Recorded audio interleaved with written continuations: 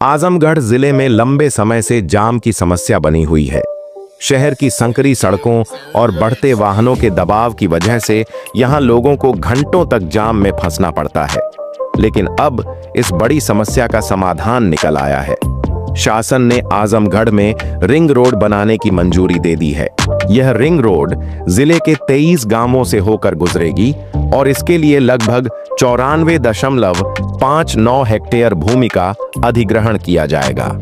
अधिग्रहण का काम राष्ट्रीय राजमार्ग प्राधिकरण यानी NHAI द्वारा शुरू कर दिया गया है और डिटेल प्रोजेक्ट रिपोर्ट भी तैयार की जा रही है। पहले योजना थी कि रिंग रोड को उकरौड़ा में पूर्वांचल एक्सप्रेसवे से जोड़ा जाए, लेकिन अब नई योजना के तहत इसे बनहौर के 184 किलोमीटर चैनेज पर जोड़ा जाएगा, यानी रूट में थोड़ा बदलाव किया गया है।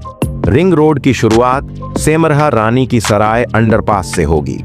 इसके बाद यह बैठौली बाईपास से होकर गुजरेगी और आखिर में यह पूर्वांचल एक्सप्रेसवे पर बनहौर के पास जाकर मिलेगी। इसका मतलब है कि जो भी वाहन बाहर से दूसरे जिलों की तरफ जाएंगे, उन्हें अब शहर में घुसने की जरूरत नहीं होगी। वे सीधे रिंग रोड से होकर निकल जाएंगे और शहरवासी रोजाना के जाम से काफी हद तक राहत महसूस करेंगे। अब बात करते हैं उन गांवों की जिनकी भूमि अधिग्रहण में ली जा रही है। इन गांवों में शामिल हैं सेमरहा, खैरपुर जगजीवन, मोलनापुर माफी, ऊंचा गांव, तमौली, जिरिकपुर, अब्बू सईदपुर, सराय सादी, गौरंडीह आयमा, गौरडीह खालरा, बेलनाडीह, चकदुबे, बजहुद्दीनपुर, बेहरोजपुर, चित्तमपुर, शाहगढ़, बैठौली, दौलतपुर, सरदारपुर चक, नीबी खुर्द, मोहब्बतपुर, महलिया और बनहौर।